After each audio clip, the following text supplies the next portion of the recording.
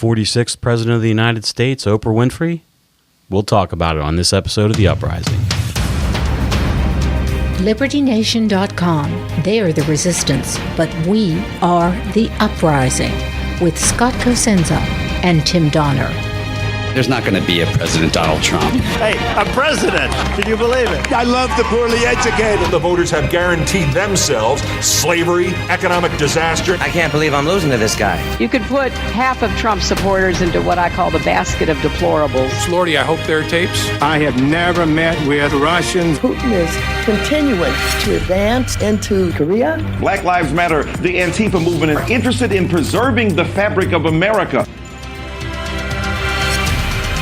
Welcome back to The Uprising, the podcast of LibertyNation.com.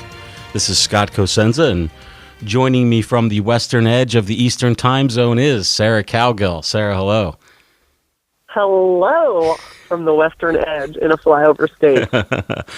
And President Oprah is the name of our podcast. I think it's a great movement. I look forward to seeing Ms. Winfrey swear in the oath of the Oval Office after Trump's 7 more years in power. So this was, if you hadn't seen the Golden Globes, Oprah Winfrey made a speech commensurate with her awarding, with the Hollywood Foreign Press awarding her the Cecil B. DeMille Award, which was... We're going to get into that a little bit more, but after she made the speech, all the sort of left-wing morning news, MSNBC, Morning Joe types were all at Twitter with her, will Oprah be running for president?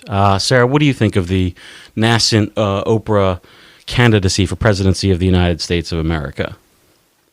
The liberals are grasping at anything. That's what I think. I mean, frankly, I don't think she didn't really make a presidential speech. She just kind of rambled around about Sidney Poitier and the alleged rape, which probably did happen, I'll give her that, but was never a convicted crime that happened 74 years ago. And then something about Me Too. I thought it was lame.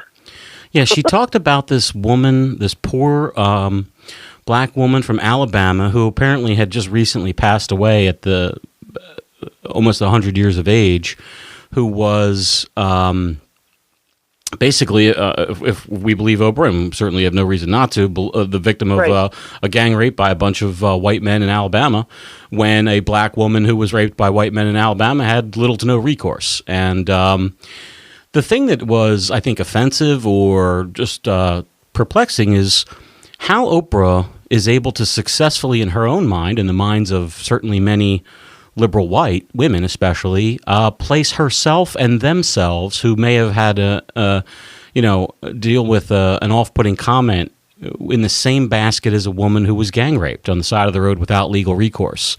That's something that is sort of the Me Too. You get an off-putting remark on Facebook profile, and now all of a sudden you are the same heroic victim as this other woman, and I don't quite get that. There are levels of severity that don't measure up here. Sorry, somebody looked at you funny when you were walking down the street. There are levels of severity, and I think what we all need to remember is that Oprah is complicit in the abuse of all these women over all of these years. With her friendships with the moguls, like the Harvey Weinsteins. Well, not only that, but Oprah was an out-and-out booster of Bill Clinton. She supported Hillary Clinton. And Hillary Clinton, with any sober reading of the facts, is an accessory after the fact to the rape of Juanita Broderick. Not an accessory to a guy who put his hand on a girl's bottom at a cocktail party, at a Christmas party, at a fancy restaurant from the law firm, which, while certainly inappropriate, I think we can all agree, maybe shouldn't be a hanging offense.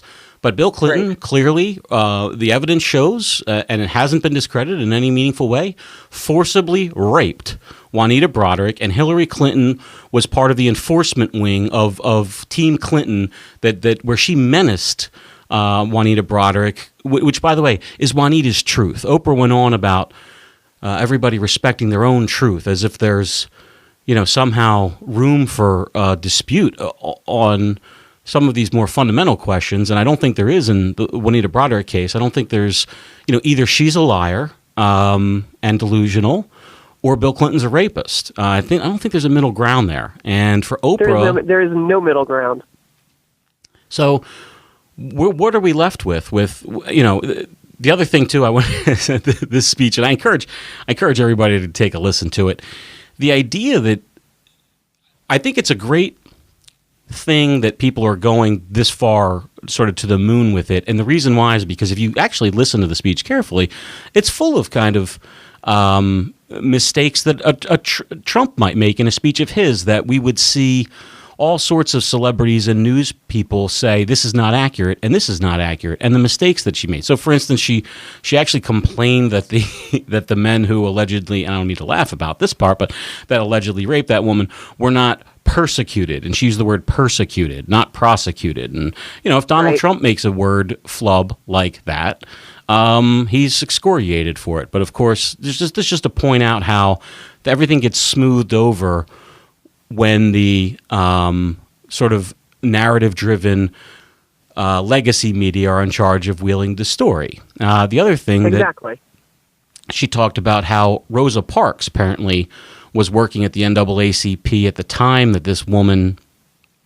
was victimized, and she went to the NAACP, and Rosa Parks was aiding her and sort of learning about it. Anyway, it was funny because Oprah actually repeated the often told, and I don't know if it's not the right word to use the word lie for this, but the sort of mistaken belief that Rosa Parks just decided to act on her own in starting the Montgomery, Alabama bus boycott. Rosa Parks didn't decide to keep her seat one day. She was part of an organized movement in order to dislodge this, Exactly. Yeah, she wasn't just some random woman trying to ride the bus and she put her foot down. She was part of the NAACP, and it was a campaign. And a great campaign, and we're happy it happened, but it wasn't the act of one woman. Right, yes. Okay, let's talk turkey here. Legit prediction. Will Oprah Winfrey in any meaningful way take steps to run for president? Will she start an exploratory committee? Will she start raising money? And for her, that just means accepting checks. I'm sure the line's out the door already to give her some. What do you think, Sarah? I'm not sure I'm going to fall for this again, because you set me up every time on these kind of questions, and then you're like, okay, we're done. See ya. No, we've got plenty of time. We're not even halfway through. So you tell me. If I was a billionaire many times over, as she is, and had a lot of irons in the fire as she does, I would sit back and see who the next candidate du jour that the liberals lose their minds over, because there will be another one next month. Yeah. I would sit back and watch, and I would, if it was me, I would use my money for more constructive things. I mean, she can write. Do you think that fund her own campaign just like that Donald did? Do you have a sense? You said she has many irons in the fire. Do you have a sense of her? Does she still run that magazine? I don't really know after her TV show ended. I don't know what Oprah does in terms of I know that when she was, and I just want to say this for the record, I know that Oprah Winfrey is certainly not afraid of hard work. So I'm later on going to say I don't think that she's going to be up for the work for running for president, but that's not because I think that she's not a hard worker. But I imagine that since she left her TV show, how many hours a week is she really reading reports and on conference calls all day long and all that kind of junk that a president, or a president to be has to attend to? Well, she, her show was not her empire. Her empire was the Dr. Oz, the creation of Dr. Phil. The spinoffs. Creating her own cable network, own TV, OWN. The magazine? There are, and the magazine. Those are things heck, she's the Weight Watcher queen, so that could be kind of fun if she does run. Is she a spokesperson for that organization? She is a spokesperson for Weight Watchers. Okay. Freestyle, which is the latest. Oh, and you have to keep it new and fresh, for sure. Yeah. I think she, as any other media mogul, I don't believe she is a complete 10-hour, 12-hour day work, hands-on woman. Mm-hmm. I think she is smart enough to line her businesses with people whose interests align with hers. Mm-hmm. Do you think that... I don't...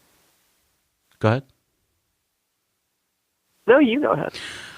I wanted to ask, I recall some stories from her earlier days of her her television production, and I recall that I recall reading a number of stories about her management style. And Oprah had I thought at the time, certainly an admirable management style. She was a hands-on type of person. They said that, for instance, there wasn't a single check written for the organization that she didn't sign. She was very actively involved, and much of that success is due to her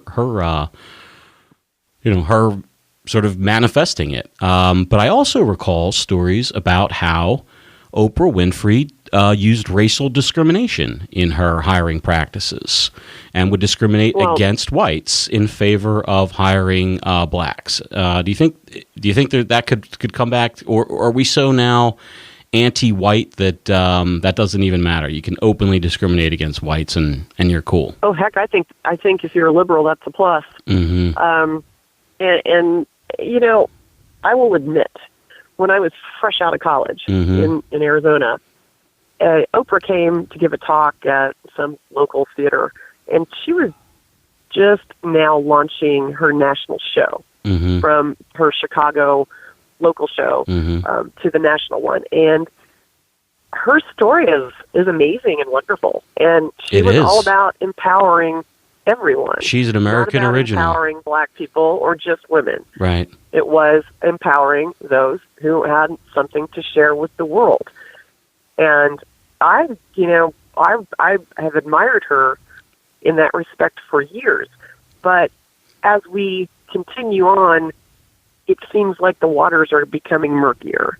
And instead of those wonderful ideals that I was so behind, we're dealing with, well, I can be friends with Harvey Weinstein, but, I'm going to say, well, I'm disturbed what he did. You can't have it both ways. You can't be there, be in the middle of it, know the stories, hear the stories, and do nothing, and then, make some veiled reference of the Me Too movement and your truth, speaking your truth. Yes. You can't have it both ways. The your truth thing is, wow.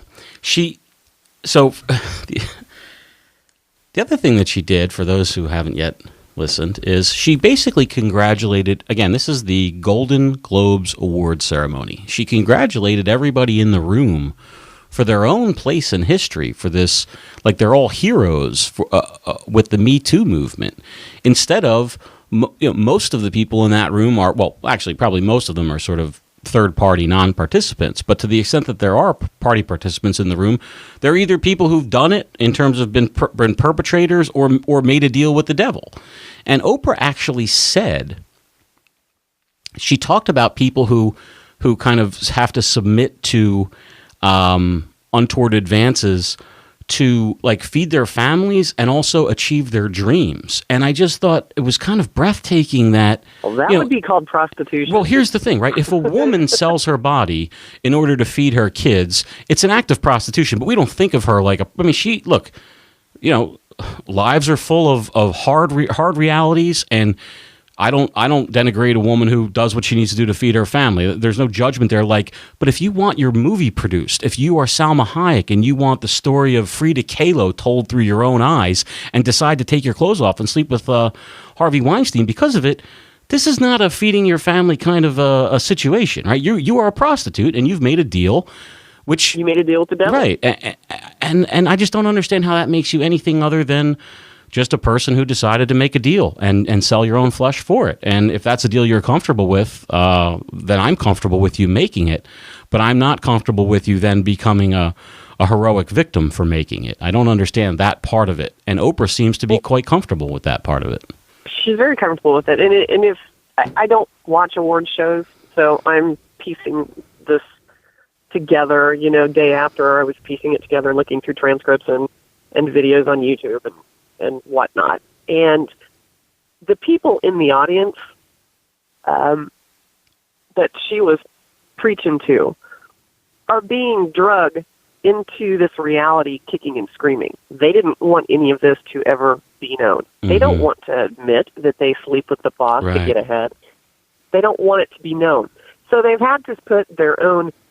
By the way, Harvey's book is going to be quite interesting when he names the actresses who said yes to his proposals without complaining. Right? That's part of this thing that hasn't started yet. There are plenty of people who decided for themselves that it was a price worth paying for fame and fortune. Yeah, exactly, and it's going to come out. Things don't fit anymore, and this is a huge movement. And I guarantee you 2 years from now, there'll be a whole different movement and nobody will remember it. But she had the audacity to embrace that crowd, the biggest perpetrators of the casting couch ever. I mean, I know it happens, from the track coach in a local high school all the way up to, Harvey Weinstein. Mm-hmm. It happens. But, to applaud but she's friends with Harvey, making this such a big deal is ridiculous. Right, and she was friends with Harvey. And I think, or friendly. Okay. We have photographic depictions of them being quite friendly together in ways that you would. Yeah, when she's sucking on his ear, that's just weird. It is weird. And another, the poor guy, the soft rock god Seal. Yes. Came out and just blasted her like, yeah, you've known about this for years, and now you guys are going to own it? Mm-hmm. I don't think so. So, I'm glad people are coming forward. And if people have been mistreated and abused, I don't think it's the Gwyneth Paltrows of the world. I think it's the people we've never heard of, because they didn't say, oh, yeah, Harvey, I'll do you for that part. We'll never hear about them because they didn't make it. Right. The people that did make it sold their soul to some degree to, the Weinstein Satan. Here's a question for you. And they can live with that. If they can sleep with that, more power to you. Well, right, yeah. The problem I have, and certainly legally, ethically, as a libertarian, that's a fair trade. I think if both parties to the trade are comfortable with it, then it's not for me to decide what should and shouldn't be traded. That's exactly a private matter. But when buyer's remorse comes in, we can't enforce buyer's remorse as if it were a physical assault, because it's not. It's buyer's remorse.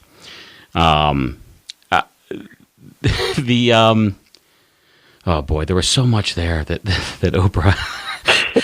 So there's another thing for people who aren't aware, that this award show, the Golden Globes, is given by the Hollywood Foreign Press Association, and they're people who write about movies. Okay, they're the people who are taking a million pictures of Sylvester Stallone when he's standing on the side of the thing, and the paparazzis and all that. Well, Oprah decided to talk about how valued and treasured the press was, and I thought it was so precious, of course, because the press was completely absent during the Obama administration, and the Hollywood Foreign Press is notoriously corrupt. They're just about, basically, you get them some movie tickets and they'll write whatever you want. And the idea that it's somehow, she's literally standing among a group of people who, for decades and really their whole lives, generationally, were able to keep these secrets and perpetuate them. And not one article was printed by the Hollywood Foreign Press Association about Harvey Weinstein and what a predator he was, or any of these other main predator people that we're hearing about. Yet somehow they are heroic, and she's lifting up the Clintons perpetually. I don't know. It just seems so delusional. And the other thing is, where does this impetus come from where we have, if you are a leftist, and I'll speak from that perspective, I think from a perspective I see from, for instance, a lot of Facebook friends that are of this stripe, they're outraged that an unserious television candidate became president of the United States when the serious policy person who has a lifetime of experience in policy and politics, was denied the position. And so for that, you're going to then go to a person who thinks that Deepak Chopra has profound answers for how human beings should be alive, and has there's no debating that she's perhaps the best communicator, we have in terms of that medium, that television medium. But why go to another non-serious policy or politics person? Exactly. She's the the negative version of Donald Trump. All right. Well, I want to give my prediction. Okay, my prediction is that she will not seriously run, and the reason why she won't seriously run is because of all the trouble that it is to run for office, starting with the financial disclosures. That's something that she's not going to want to put out there, I believe. And all the work that needs to be done, even somebody who is as famous as Oprah still has to do some of that sort of ground level politicking. And I just think that if you're used to living in a place where you're surrounded by the most beautiful and I don't mean expensive in the sense of just that they cost money, but the finest of goods, the finest of everything. I don't get the sense that Ms. Winfrey denies herself, the comforts of. She's not like a Warren Buffett type who was a billionaire flying coach. She has her Gulfstream jets and whatever, and I just don't get the sense that. Trump, they say, is happy with from time to time having a Big Mac and talking to the construction workers. Ms. Winfrey, I don't get the sense that that's the case with her. Although I am buoyed by the fact that her up close and personal view of the Obama administration seems to have led her to believe, I can do that. Right. Or, her buddies Bill and Hill. Ugh. Gosh, they can be RICO candidates. Heck, I don't have any problems with RICO. I think I could run. And by the way, that's another reason why she may wish to not run, which is to say that we've now gone into this almost third world level. When the new party in power investigates criminally and tries to punish the party who was in power, and she would be subject to that as well upon leaving office. Yes. So she just has. Her and Stedman and Gale and whoever else is there, it seems like she could do a lot to effectuate change in policy and not have to be president of the United States. But I completely agree. And I think her let's run Oprah luster is starting to dim a little bit. I spent some time with my cousin today, and she had on MSNBC for 3 hours. My condolences. And nobody spoke about Oprah. The big talk was, why does Trump still want to pick on Hillary Clinton? Why? And I'm sitting there listening to this going, well, because maybe that's all you want to talk about. I'm listening to you for 3 hours now, and nobody said anything that didn't have Trump in the sentence. So, you're going to keep the message out there. The media message is still the 2016 election. Mm-hmm. The other thing, we haven't moved forward whatsoever. The other thing, I just want to mention it because I thought it was so ridiculous, and I think maybe this is about her own background or perhaps age or whatever. But she talked about how she remembered seeing Sidney Poitier receive the Cecil B. DeMille Award bestowed by the Hollywood Foreign Press Association in the 1960s, I think, as a little girl, and what that meant to her. A black man wearing a white tie. Right, an elegant black man. And how... It was good symbolism. And certainly, obviously, Sidney Poitier, definitely an elegant black man, is the same, though... She talked about, though, a little girl in 2018 in America looking at her and seeing the same thing and being kind of... charged by that or energized by that. And I thought, for all of Oprah Winfrey's accomplishments, she's a woman who was a abused child crackhead or crack user who pulled herself up literally by her bootstraps to become the most famous, richest woman in the world. And she thinks she's going to be defined by winning some stupid award given by some hack press association. Yeah. I just thought it was kind of sad that this woman who has achieved such levels of greatness on her own regard you know, I don't know. I thought, really?